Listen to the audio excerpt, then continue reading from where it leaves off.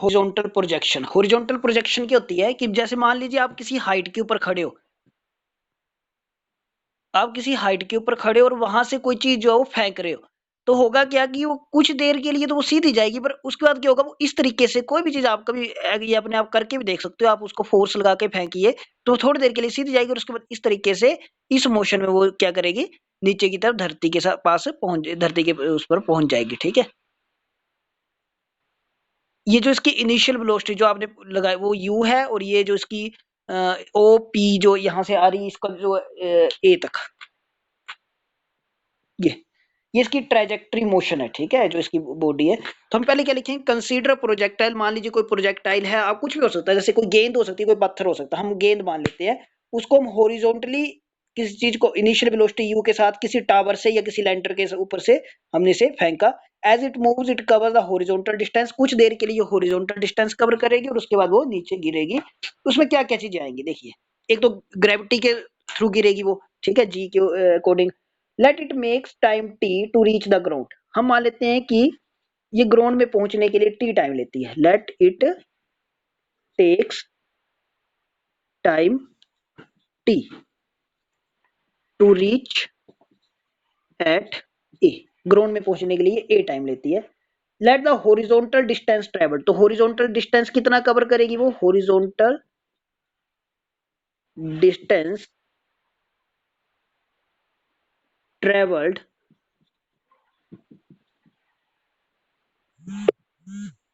In time T is equal to X, T is equal to X. इतना X distance cover करती है, मान लीजिए वो यहां से यहां तक एक्स डिस्टेंस कवर करती है। वर्टिकल डिस्टेंस, ये हॉरिजॉन्टल और वर्टिकल के केस को समझना बड़ा इंपॉर्टेंट आप लोगों के लिए। Vertical distance travelled in time T is equal to y t is equal to Y.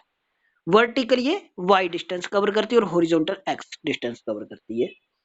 The motion of the projectile in the is in plane and equation describing the motion, तो अब हम इसकी motion को कैसे बताएंगे, कितना distance cover किया, s is equal to u t plus half a t, formula पढ़ा था ना हमने, s is equal to u t plus half a t का स्क्वायर, यहाँ पे एस की जगह एक्स है, तो क्या हो जाएगा, x is equal to v naught x t plus half a x t square.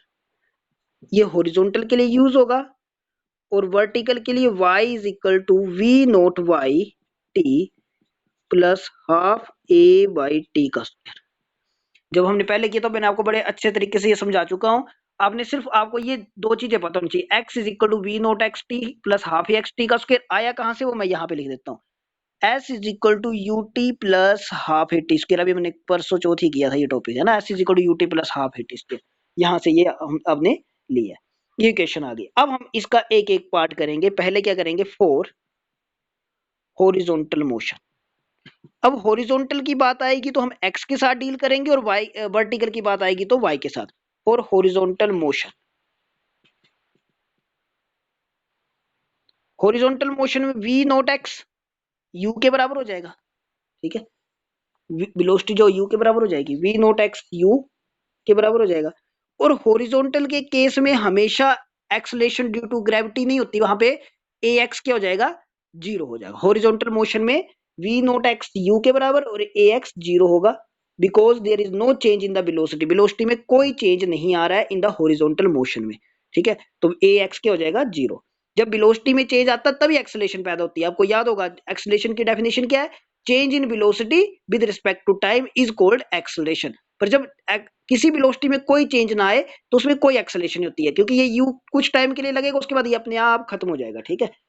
तो हम इक्वेशन वन को, अब क्योंकि हॉरिजॉन्टल की बात करें तो हॉरिजॉन्टल कौन सी है, इक्वेशन वन है, ठीक है, तो therefore equation one, equation one क्या बोलेगी, x is equal to v naught x की जगह क्या आ जाएगा, u, t का t रहेगा, और इसको लिखने की जरूरत ही नहीं है क्योंकि ax जीरो हो जाएगा तो ये पूरी की पूरी टर्म जीरो हो जाएगी, तो क्या हो गया, x is equal to u t, और यहां से t की वैल्यू निकालनी हो तो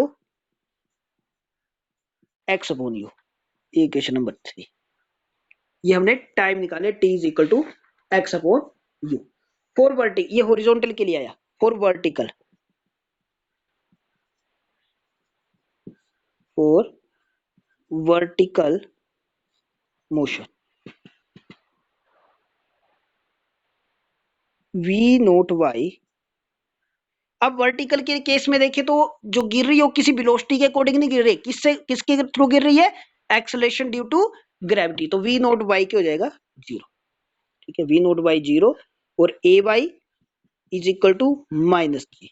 ठीक है, acceleration due to gravity is in the downward direction, क्योंकि एक्सेलरेशन ड्यू टू ग्रेविटी किस तरफ लगी है, डाउनवर्ड डायरेक्शन में, इसलिए हमने यहाँ पे ए वाई क्या ले लिया, माइनस जी। अब वैल्यू पुट कर देंगे, किस में पुट करेंगे अब इसकी वैल्यू, इक्वेशन नंबर 2 में। तो क्या जाएगा, फ्रॉम इक्वेशन 2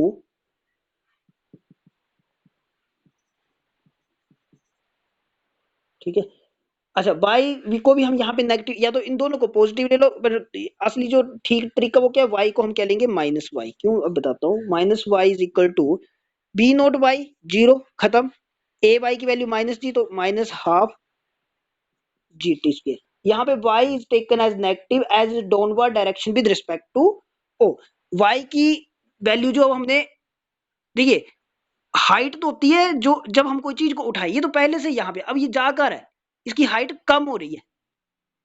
ये यहाँ तक तो जहां पर हम खड़े थे वहां तक हम पहले ओ के रिस्पेक्ट में अगर देखा जाए तो इसकी जब तक हम इसके लिए बात करेंगे तब तक तो ये ठीक है, ओके। हम यहाँ पे लैंटर के ऊपर है या फिर हम किसी टावर के ऊपर है, हम कोई गेंद को पकड़ के रखा है, तब तक उसकी हाइट है।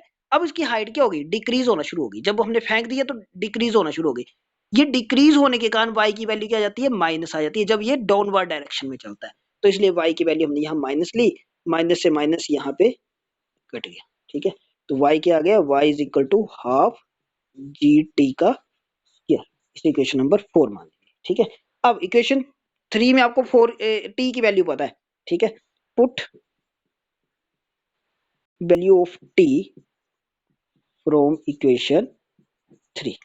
तो क्या जाएगा, y is equal to half g, t की जगह क्या जाएगा, x का स्क्वायर अपॉन u का स्क्वायर। ठीक है, तो y क्या बन गया, g is equal to g upon 2u square x square. तो इसको मैं क्या लिख सकता हूँ, के एक्स स्क्वायर लिखूंगा। के का मतलब जी भी कांस्टेंट, यू भी कांस्टेंट, तो के इज एनी कांस्टेंट। तो G is Y is equal to K X square भी लिख सकते हैं। और यहाँ पे के की वैल्यू क्या है, वेयर लिख लेंगे, where k is equal to g upon 2u। ठीक है, तो इसे बोलते हैं this is called projectile in parabolic motion. ये आपको प्लस 2 में जब या प्लस 1 के लास्ट में जब आप मैथ्स में पढ़ोगे पैराबोलिक इक्वेशन, वहां पे आपको पता लगेगा। तो ये आ गया प्रोजेक्टाइल का हॉरिजॉन्टल और वर्टिकल मोशन। सिर्फ अगर आपको पेपर में आता है what is projectile, give its horizontal and vertical motion, तो इसका मतलब आपको यहां तक करना है। ठीक है, पर अगर आपको आगे आता है इसकी टाइम ऑफ फ्लाइट बताओ, तो आपको कैसे आएगा, तो फिर आपको क्वेश्चन को बांट के आएगा। जैसे आपको आ जाएगा what is projectile, give its, आपने वो पढ़ लेना है, क्वेश्चन के नंबर पढ़ के लिखना। उसके बाद अगर आपको 1, अगर आप 2 नंबर में आ रहा है तो इतना आ रहा है, अगर आपको 3 में आ रहा है तो इसका वाला टाइम ऑफ फ्लाइट पूछेंगे। ठीक है, तो अब इसका अगला टॉपिक आता है टाइम ऑफ फ्लाइट, पर ये निकलेगा तभी जब हम यहाँ तक सोल्व कर लेंगे। तो ठीक है, time of flight, time of flight का मतलब है कि यहाँ से लेकर यहाँ तक पहुंचने में कितनी देर जो वो हवा में रहता है, कितना टाइम लेता है। ठीक है, the time taken by the projectile to complete its trajectory is known as time of flight. अब टाइम ऑफ फ्लाइट में अब हम ये देखेंगे कि टाइम ऑफ फ्लाइट किसके साथ डील करेगा, वर्टिकल के साथ कि हॉरिजॉन्टल के साथ। ठीक है, जब जब मैंने आपको ये टॉपिक करवाया था, हम जब नोट्स बना रहे थे, तो मैंने आपको 2-3 बार करवाया था। तो आपको मैंने यही याद करवाने के लिए करवाया था कि आपने ये ध्यान रखना है कि जैसे ये क्या है, वर्टिकल, तो टाइम ऑफ फ्लाइट वर्टिकल के साथ डील करेगा। ठीक है, तो हम क्या लिखेंगे, let h be the height of the tower, t be the time taken by the projectile to complete its trajectory. So we know y, अब y के साथ डील करेगा ना ये, v note y t plus half A Y T का square, ये हम जानते हैं। ठीक है, अब यहाँ पे क्या क्या वैल्यू आएगी, y की वैल्यू माइनस एच। ठीक है, क्योंकि नीचे की तरफ डिक्रीज हो रही है वैल्यू। ठीक है, y is equal to minus h, t is equal to capital t ले लेते हैं टाइम ऑफ फ्लाइट को, v note y is equal to zero, क्योंकि वर्टिकल मोशन में v नोट y जीरो होता है, हम कर चुके हैं पहले, वर्टिकल में v नोट y जीरो होता है। ठीक है, और उसके बाद A Y is equal to minus G. ये वाली वैल्यू हम यहाँ पे पुट करेंगे तो क्या बन गया -h, और इसकी जगह बी नोट वाई की जगह 0 हो जाएगा तो उसको लिखने की जरूरत ही नहीं है। फिर इसकी बारी -12 जी, और स्मॉल टी की जगह कैपिटल टी हो जाएगा, जी टी स्क्वायर, माइनस से माइनस कट जाएगा, ठीक है। यहाँ से टी निकालना होगा तो 2 उस तरफ जाएगा, 2h अपॉन जी, और स्क्वायर है, स्क्वायर का अंडर रूट बन जाएगा, तो ये आ गया under root 2h upon g is called time of flight, ठीक है। अगर आपको टाइम ऑफ फ्लाइट आती है तो आपने ये करना है। अगर आपको इसका सेकंड हॉरिजॉन्टल रेंज ये पूछा जाता है कि ये हॉरिजॉन्टली क्या यहाँ से कितना दूर तक जाएगा, ठीक, हॉरिजॉन्टल कितना जा रहा है, एक्स कितना है, तो अब हॉरिजॉन्टल तो इसका मतलब हॉरिजॉन्टल के साथ डील करेंगे। तो हॉरिजॉन्टल रेंज की डेफिनेशन क्या हो जाएगी, the horizontal distance covered by the projectile from the foot of the tower to the point where the projectile hits the ground. ये आपको लिखना पड़ेगा पहले, ठीक है, कि हॉरिजॉन्टल रेंज का क्या मतलब है। तो ये किसके साथ डील करेगा, we know x is equal to v naught x t plus half a x t square, ठीक है। अब यहाँ पे हमें क्या क्या पता है, x मतलब रेंज, ठीक है, टी मतलब टाइम ऑफ फ्लाइट, कितनी टाइम ऑफ फ्लाइट से हमें टी निकलेगा, और ये हमें पता है T is equal to capital T is equal to under root 2h upon G, ठीक है। इसकी वैल्यू को यहाँ पे पुट कर देंगे, और जीरो क्या होगा, ए एक्स आपको पता है यहाँ पे zero, a x is equal to zero, acceleration क्योंकि चेंज इन वेलोसिटी नहीं हो रही है तो एक्सलेशन जीरो हो जाएगा, तो सिर्फ इसमें वैल्यू पुट होगी, तो क्या आ जाएगा R is equal to v naught x, ठीक है। वी नोट एक्स की जगह आपके पास यू आ जाएगा, यहाँ पे लिख लेते हैं पहले, v naught x is equal to u के बराबर, तो यू और टी की जगह क्या आ जाएगा अंडर रूट 2h अपॉन जी, आपके पास आ गई रेंज। ये आपके पास दो टॉपिक हो गए, एक टाइम ऑफ फ्लाइट और एक रेंज। हाँ जी भाई, यहाँ तक किसी को पूछना है यहाँ तक, बताइए, यहाँ तक क्लियर है।